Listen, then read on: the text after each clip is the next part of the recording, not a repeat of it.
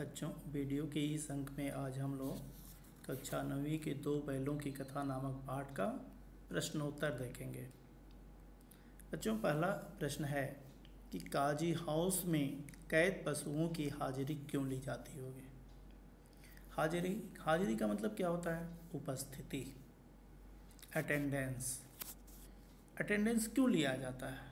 सीधी सी बात है, उनकी संख्या पता करने के लिए। जैसे क्लास में अटेंडेंस लिया जाता है, उपस्थिति ली जाती है बच्चों की संख्या को पता करने के लिए, ठीक उसी प्रकार से कांजी हाउस में कैद जो पशु रहते थे उनकी संख्या को पता लगाने के लिए हाजिरी ली जाती होगी।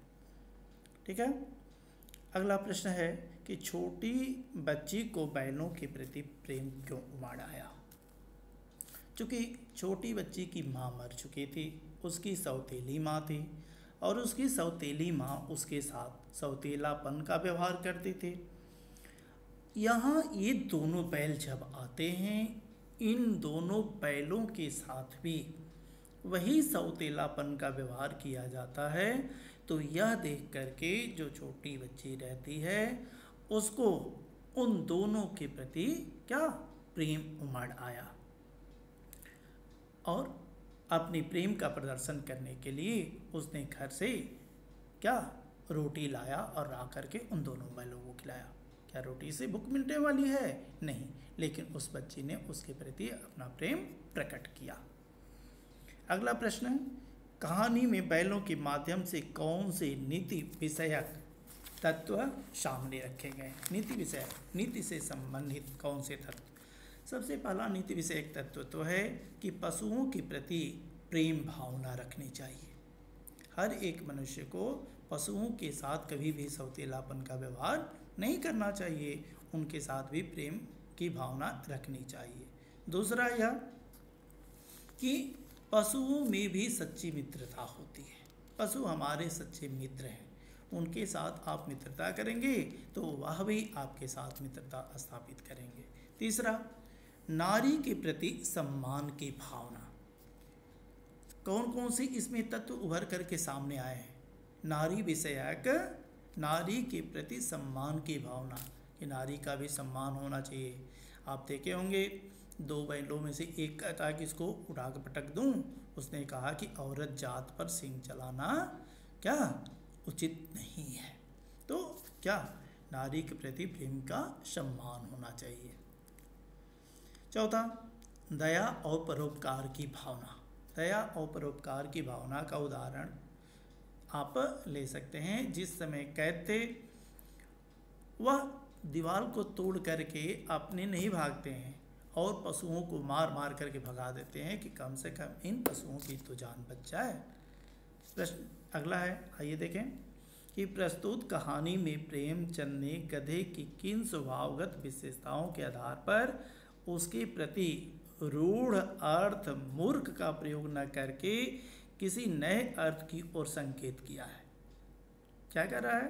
किन स्वभावगत विशेषताओं के कारण उसके स्वभाव की कौन कौन सी ऐसी विशेषता है जिसके आधार पर उसको यह पदवी दी गई है। तो निम्नलिखित विशेषताओं के आधार पर दी गई है। पहला क्या है? गधा कभी क्रोध नहीं करता है। जब कभी भी आप देखेंगे बिल्कुल वह शांत रहता है, ऐसा लगता है कि उसके पास क्रोध नाम की कोई चीज़ नहीं है। दूसरा, उसके चेहरे पर आप कभी असंतोष की भावना भी नहीं देखे होंगे। वह कभी असंतोष भी नहीं प्रकट करता, चाहे जो दे दीजिए वह खा करके। जेठ के महीने में आप देखते हैं चारों तरफ कहीं हरियाली नहीं रहती है, उतने में भी उन वनस्पतियों को चर करके वह अपनी भूख मिटा लेता है। अगला, सुख दुख लाभ या हानि की स्थिति में कभी गधे को बदलते नहीं देखा होगा, अर्थात हमेशा एक स्वभाव रहता है, उसके स्वभाव में किसी प्रकार का कोई परिवर्तन नहीं होता। दूसरे, ये ऐसी विशेषताएं हैं कि इन विशेषताओं के आधार पर ही मुंशी प्रेमचंद जी ने मूर्ख की जगह पर क्या सरलता और सीधापन उसको क्या ये विशेषण प्रदान किए हैं। कि उसको मूर्ख नहीं बल्कि सरल और सीधापन कहा जाता है। उसके स्वभाव में ये सभी गुण हैं, यह अवगुण कदापि नहीं है। आप इसको अवगुण मानने की गलती न करें, यह गद्य का क्या, यह गुण है। अगला प्रश्न है, किन घटनाओं से पता चलता है कि हीरा और मोती में गहरी दोस्ती थी। सीधे बुक को पढ़ेंगे तो अनेक ऐसे उदाहरण मिल जाएंगे जिनसे आपको पता चलेगा कि इन दोनों में गहरी दोस्ती थी। हल या गाड़ी में जब जोते जाते थे तो दोनों की यही कोशिश रहती थी कि अधिक से अधिक बोझ मेरे ही कंधे पर पड़े, हमारे साथी को कम से कम जोर लगाना पड़े। ये क्या मित्रता का जीता जागता क्या उदाहरण है। दोनों एक दूसरे को चाट कर या सूंघ करके अपना प्रेम क्या प्रकट कर लेते थे। दोनों जब कभी भी ऐसा हुआ तो एक दूसरे के प्रति स्नेह प्रकट करने के लिए एक दूसरे को चाटते थे या सूंघते थे। काजी हाउस में दीवार तोड़ने के बाद उसमें से चाहता तो एक भाग सकता था, मोती भाग जाता, लेकिन मोती नहीं भागता है। क्यों? क्योंकि उसका दोस्त हीरा मोटी रस्सियों से बांधा गया था, जिसके कारण उसको भागना क्या उसके बस की बात नहीं थी, इसलिए वह नहीं भागा बल्कि और पशुओं को भगा दिया। इन सारी विशेषताओं के आधार पर आप सीधे कह सकते हो कि इन दोनों में गहरी दोस्ती थी। और भी उदाहरण ले सकते हैं, सारण वाला उदाहरण ले सकते हैं, दोनों ने मिल करके उसका सामना किया। मटर के खेत वाला उदाहरण भी आप ले सकते हैं, वहाँ पर भी आपको उदाहरण मिल जाएंगे। तो ऐसे तमाम उदाहरण आपको मिलेंगे, आपकी बुक से कहीं और खोजने की कोई ज़रूरत नहीं है। नेक्स्ट छठवां है, लेकिन औरत जात पर सींग चलाना मना है, यह भूल जाते हो। हीरा के इस कथन के माध्यम से स्त्री के प्रति प्रेमचंद के दृष्टिकोण को स्पष्ट कीजिए। प्रेमचंद जी ने स्त्री के प्रति क्या दृष्टिकोण अपनाया है। तो इससे तो यही पता चलता है कि हमारा जो समाज है वह पुरुष प्रधान समाज है।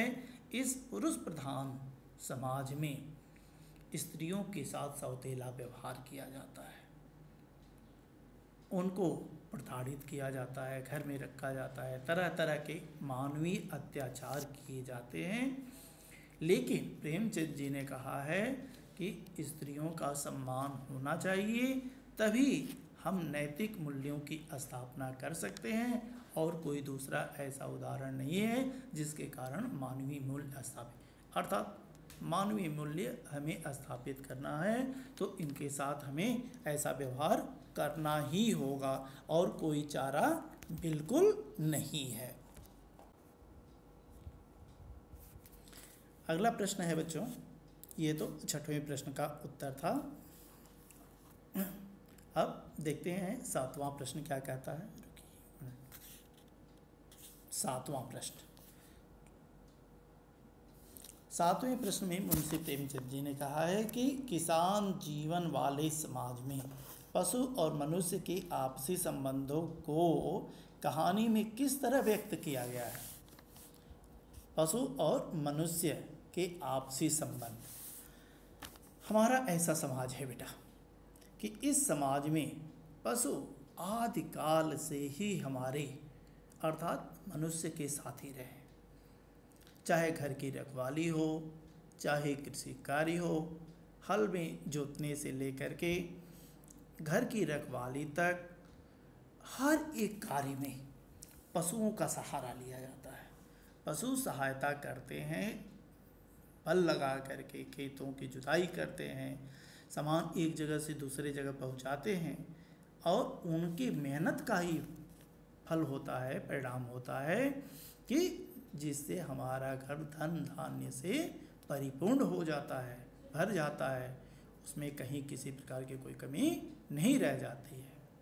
तो यह आपके सातवें प्रश्न का उत्तर कह रहा है कि आठवां कि इतना तो हो ही गया कि 9-10 प्राणियों की जान बच गई, वे सब आशीर्वाद देंगे। मोती के इस कथन के आलोक में उसकी विशेषता बताइए। सीधी सी बात है कि क्या इससे परिलक्षित क्या हो रहा है कि ये परोपकारी थे। हम भले ही काजी हौस में बंधे रहें, दीवार तोड़ने के जुर्म में मार खाएं, हमारे साथ किसी तरीके का व्यवहार किया जाए, लेकिन कम से कम ये जो पशु हैं इनके साथ जो अनैतिक व्यवहार किया जा रहा है, कम से कम इनकी जान बच जाए, इनके साथ सौतेलापन का व्यवहार न हो। इसलिए उन दोनों ने क्या किया, काजी हौस की मिट्टी की दीवार को गिरा डाला और पशुओं को सींग से मार मार करके भगा दिया, जिससे वह सब के सब भाग गए। उसके लिए इनको सज़ा भी मिली, लेकिन ये सज़ा से भागने वाले नहीं थे। परोपकारी व्यक्ति कभी स्वयं की सज़ा से नहीं डरता है। सज़ा मिले तो मिले, जो हमें करना है वह हम करते रहेंगे। एक उदाहरण बता दूं बेटा, एक ऐसे ही सज्जन व्यक्ति थे, जल में स्नान कर रहे थे। वह पानी के एक बिच्छू बहते हुए जा रहा था जल की धारा में। जो ही वह अपने हाथ से उठाते थे, अंजलि में पानी लेकर के उठाते थे, कुछ दूर तक लाते थे, पानी जो ही रिस कर गिर जाता था, वह बिच्छू उनके हाथ में डंक मारता था, उनके हाथ फैल जाते थे, वह बिच्छू गिर जाता था, फिर वही कार्य करते थे, फिर वही कार्य करते थे। बार बार इस तरीके से प्रयास करने के बाद उन्होंने उस बिच्छू को जल से बाहर ला करके रख दिया, अर्थात आपने कष्ट झेला, बिच्छू के डंक को सहा, लेकिन उस बिच्छू को जल की धारा से अलग कर दिया। ठीक वैसा ही स्वभाव इसमें हीरा और मोती के स्वभाव में था। वह दूसरे पशुओं को भगाने के लिए इस तरीके का कार्य किए। आइए देखते हैं अगला प्रश्न क्या है। 9वां, आशय स्पष्ट कीजिए। अवश्य ही उनमें कोई ऐसी गुप्त शक्ति थी जिससे जीवों में श्रेष्ठता का दावा करने वाले मनुष्य वंचित हैं। कह रहा है कि ऐसी गुप्त शक्ति उनके अंदर जरूर कोई थी। क्या कौन सी गुप्त शक्ति थी? कौन सी ऐसी गुप्त शक्ति थी? कह रहा है कि अवश्य उनमें कोई ऐसी गुप्त शक्ति थी, क्योंकि वह दोनों एक दूसरे को क्या जी से अधिक जानते थे। दोनों में गहरी दोस्ती थी, मित्रता थी, दोनों किसी भी मुसीबत का एक साथ मिल करके सामना करते थे, कभी भी वह संकट से घबराते नहीं थे। और क्या उनके अंदर मानवीय गुण थे, भले ही वह पशु थे, लेकिन उनके अंदर दोनों एक दूसरे के मन में मानवीय गुण थे, वह मनुष्य की भांति व्यवहार करते थे। लेकिन आजकल का मनुष्य इतना स्वार्थी हो गया है कि अपने स्वार्थ के पीछे किसी और की बात को कदापि सुनता ही नहीं है। अगला, उस एक रोटी से उनकी भूख तो क्या शांत होती, पर दोनों के हृदय में मानो भोजन ही मिल गया हो। क्यों?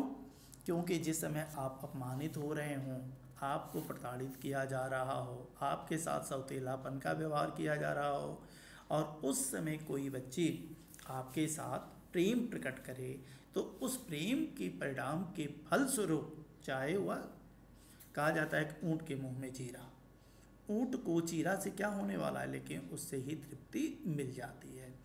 तो यहाँ पर भी क्या वह छोटी बच्ची जो रोटी लाती है, उससे उनकी भूख नहीं मिटी, लेकिन केवल अपनापन के व्यवहार के कारण ऐसा लगा कि उन दोनों की भूख मिट गई हो, उनकी भूख समाप्त हो गई, क्योंकि उस खग जाने खगई की भाषा, उसके साथ भी सौतेलापन का व्यवहार हुआ था। इसलिए उस बच्ची ने इन दोनों बैलों के साथ सौतेलापन का व्यवहार होते हुए देख करके अपने प्रेम को प्रकट करने के लिए उसने अपने साथ रोटी लाई। अगला प्रश्न है, अंतिम प्रश्न, कि गया ने हीरा मोती को दोनों बार सूखा भूसा खाने के लिए दिया, क्योंकि इसमें ये बहुविकल्पीय प्रश्न है। क्या कह रहा है? क्यों दिया गया? इसलिए कि गया पराये बैलों पर अधिक खर्च नहीं करना चाहता था, और यह नहीं चाहता था कि पराये बैलों पर अधिक खर्च हो। दूसरा, गरीबी के कारण खली आदि खरीदना उसके बस की बात ना थी। पहले विचार कीजिए, क्या ये दोनों सही हैं? इतना गरीब था कि वो खली भूसा नहीं खरीद सकता था। वह हीरा मोती के व्यवहार से बहुत दुखी था। घ है उसे खली आदि सामग्री की जानकारी न थी। यह तो ऐसे ही समाप्त हो गया। किसान होकर के खली आदि की जानकारी न हो, यह संभव ही नहीं है। क है पराये बैलों पर अधिक खर्च नहीं करना चाहता था। अधिक नहीं, कम से कम भी तो खर्च करता, ये भी बात गलत है।